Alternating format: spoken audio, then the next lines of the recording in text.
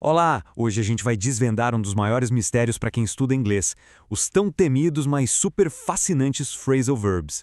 Se alguma vez deu um nó na cabeça ao encontrar um deles, se prepara, porque hoje a gente vai quebrar esse código de uma vez por todas.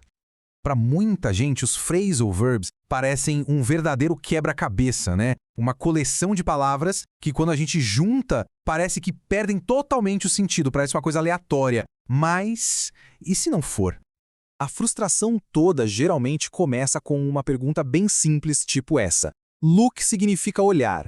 Up quer dizer para cima. Então, por que raios look up de repente vira pesquisar? É nesse ponto que a lógica parece que vai embora. Ok, vamos começar do começo. Tecnicamente, um phrasal verb é isso. A combinação de um verbo principal, tipo look, com uma partícula, tipo up. O pulo do gato é que juntos eles não estão somando significados. Eles estão criando um significado totalmente novo. A chave é entender como essa mágica acontece. E aqui está a primeira grande revelação para resolver esse enigma todo. O segredo, na verdade, não está no verbo, está na partícula. É ela a pecinha que muda o jogo inteiro. E este é o ponto fundamental. A partícula, seja ela up, out, on, o que for, ela não está ali por acaso. Ela meio que abandona o sentido literal dela de direção e assume um sentido figurado, um conceito. É esse conceito que vai lá e transforma o verbo. E aqui, o código é revelado. Dá uma olhada em como as partículas seguem um padrão. Up, por exemplo, quase sempre traz uma ideia de conclusão, de algo que foi finalizado. Por isso que give up é desistir, ou seja, concluir uma tentativa. Out já traz a ideia de revelar alguma coisa, de botar para fora. Por isso, find out é descobrir. A partícula não é aleatória, ela tem um padrão.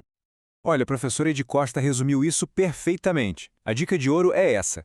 Sempre tentar associar a partícula com o seu conceito figurado. Se aparecer up, já pense em algo que terminou ou melhorou. Isso clareia tudo.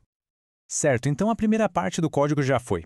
Agora vamos para a segunda chave, que resolve outra dúvida gigantesca. Onde é que a gente coloca o objeto na frase? Bom, existem basicamente dois tipos, os separáveis e os inseparáveis. Nos separáveis, como turn down, o objeto the music pode ir tanto no meio quanto no final. Flexível. Já nos inseparáveis, como look after, não tem conversa. O objeto the children tem que vir depois. A estrutura é fixa. Mas, mesmo com essa flexibilidade toda dos verbos separáveis, existe uma regra. Uma única regra que é absoluta e que, olha, nunca, jamais pode ser quebrada. E a regra de ouro é esta: se o objeto for um pronome tipo it, him ou them, ele sempre vai ter que separar o verbo da partícula. É sempre turn it down e nunca turn down it. Essa é a regra mais importante de todas sobre a posição das palavras. Agora que a gente tem as duas chaves na mão, o sentido da partícula e a regra do objeto, bora ver como isso funciona na prática, decifrando umas frases de verdade. Primeiro exemplo, look up, que a gente já sabe que é separável. Se o objeto for the word, tudo certo. Mas, se a gente troca por it, aí a regra de ouro entra em ação. O pronome it vai obrigatoriamente para o meio, separando look de up. Fica, you should look it up. Agora, um exemplo inseparável, run out of. Reparou que ele tem duas partículas? Pensa nessa estrutura como se fosse um bloco só, que não dá para quebrar. Run out of nunca se separa. O objeto fio sempre vem depois desse bloco todo. E mais um exemplo só para fixar bem. Put off, que é adiar, é separável. Mas, de novo, quando a gente usa o pronome it para falar da reunião, a separação vira obrigatória. I cannot put it off. Fica bem claro como a regra funciona, né? Com esses conceitos todos, a missão agora é transformar essa compreensão em confiança na hora de falar e de escrever. Então, para resumir, as duas chaves que abrem a porta da fluência com os phrasal verbs são essas.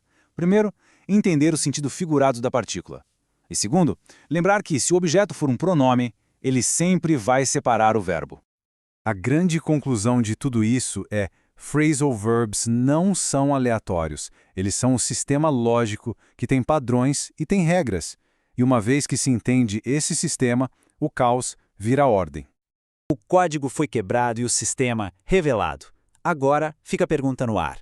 Qual vai ser o próximo phrasal verb a ser decifrado? A jornada de aprendizado continua.